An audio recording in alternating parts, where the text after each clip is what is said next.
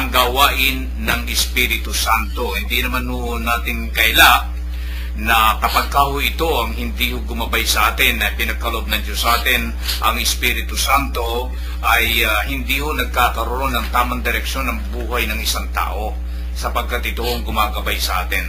Tingnan po natin ang nilalaman po nitong ang gawain ng Espiritu Santo.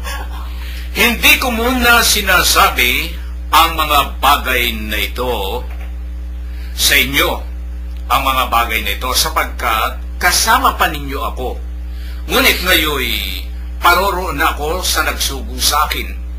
Wala isa man sa inyong nagtatanong sa akin kung saan ako pupunta. At ngayong sabihin ko sa inyo, natigib kayo ng kalungkutan. Ngunit dapat ninyong malaman ang katotohanan. Ang pag-alis ko'y sa ikabubuti ninyo, sapagkat hindi paparito sa inyo ang patnubay kung hindi ako aalis. Ngunit kung umalis ako, susuguin ko siya sa inyo. Pagdating niya, ay kanyang patutunayan sa mga tao sa sanlibutan na mali ang pagkakakilala nila sa kasalanan at ipakikilala niya kung ano ang matuwid at kung ano ang kakatulan. Mali sila tungkol sa kasalanan, sapagkat hindi sila nanalig sa akin. Tungkol sa matuwid, sapagkat ako'y paroroon sama at hindi na ninyo ako makikita. Tungkol sa kahatulan, sapagkat hinatulan na ang pinuno ng sanlibutan. Marami pa akong sasabihin sa inyo, ngunit hindi pa ninyo kayang unawain sa ngayon. Pagdating ng Espiritu ng katotohanan, tutulungan niya kayo upang maunawaan ninyo ang buong katotohanan, sapagkat magsasalita siya hindi sa kanyang sarili.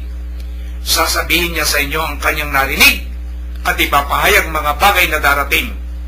Pararangalan niya ako, sapagkat sa akin magmumula ang ipahayag niya sa inyo. Ang lahat ng sa Ama ay akin, kaya ako sinabing sa akin, magmumula ang ipapahayag niya sa inyo. Ito yung ang gawain ng Espiritu Santo. Alam mo ninyo, itong tayo bilang mga Kristiyano, itong Espiritu Santo, ito'y napakahalagawan tungkulin ginagampanan nito para sa isang tao na nagbuhato sa Diyos. Kung wala kasi itong Espiritu, may sinasabi, para ka naman ikang walang konsyensya, para kang wala man lang kabait-bait na kung ano-anong napapakinggan natin sa ating kapwa. Pero itong Espiritu Santo, ito yung para bagang isang maliit na tinig na bumubulong ho sa atin. Yung parang may bumubulong sa atin. Yun ho, hindi pinagbabaliwala natin yon, pero yun ho ang tinatawag nila na Espiritu Santo. Kaya meron hong tatlong persona, Ama, Anak, at Espiritu Santo. Tingnan po natin kung ano ho ang masasabi ni Kuya Jo tungkol sa gawain ng Espiritu Santo. Kuya Jo? Mga kapatnubay, ang gawain ng Espiritu Santo, ayon po sa ating Panginoon, mali ang pagkilala ng mga tao sa sanlibutan sa kasalanan. Liban po sa 10 utos na pinagbabawal ng Diyos, marami pang ibang mga bagay ang pag-aari ni Satanas. Una, mataas ang pride, hindi tumatanggap ng kamalian, madaling magalit, dahil namamahay na ang espiritu ng galit sa madaling magalit. Maramot, dahil hindi marunong magbigay sa kanyang kapwa, tulad sa talata Lucas 16, ang mayaman at si Lazaro. Pagsusugal, pagpunta sa mga bahay-aliwan, at marami pang iba. Binubulag po ni Satanas ang ating kaisipan upang gumawa ng mga bagay na ito, upang magdusa ang ating kaluluwa at mapabilang sa kanyang mga biktima. Kaya hingin po natin ang patnubay ng Diyos upang ilayo tayo sa mga bagay na pag-aari ni Satanas. Ako'y titig na titig kay Kuya Jo. Habang nagsasalita si Kuya Jo, talagang binigyan niya ng diin mga kakosa doon sa mga tungkol sa gawain ng Espiritu Santo. Nang kasi ito yung talagang kumukontrol sa atin itong Espiritu Santo. Kapag ito talagang masasabing nasa sanlibutan tayo, Kuya Jo. Dahil kapag isang tao nasa sanlibutan, hindi siya maibadling. Ang tawag doon sa Tagalog, maibadling. Hindi siya maibigyan ng direksyon ng Banal na Espiritu.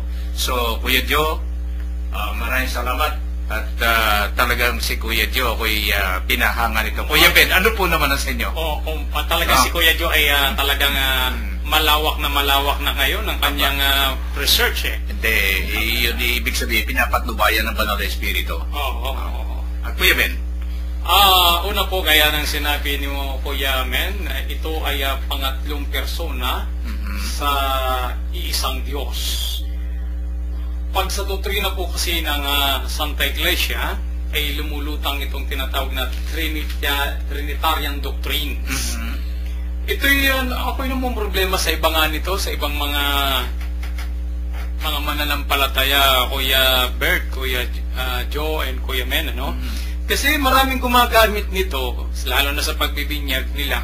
Kahit yung iba, yung magbang sekta, sa ngalan ng Ama, ng Anak, at ng Espiritu Santo. Ginagamit nila, pero hindi nila pinaniniwalaan ng tatlo. Pero may act naman, ano? May act. Dapat mamulat sila rito eh.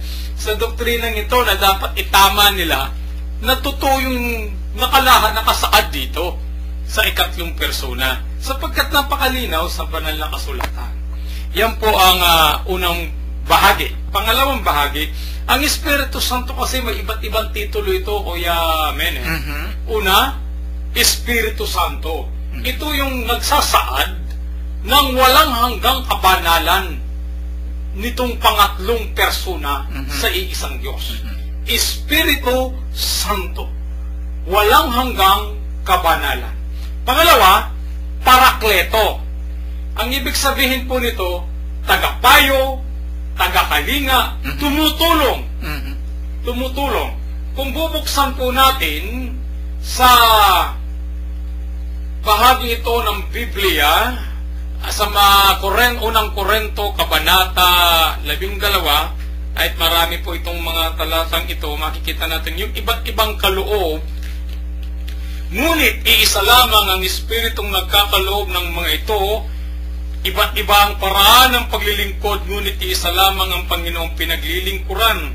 Iba't iba ang mga gawain, ngunit iisa lamang ang Diyos. Makita nyo na, ano pang isang paglilingkod, iba-iba eh. Na sumasa lahat na taong gumagawa ng mga iyon, ang bawat isa ay binigyan ng kaloob at nagkahayag na sumasa kanyang Espiritu para sa ikabubuti ng lahat.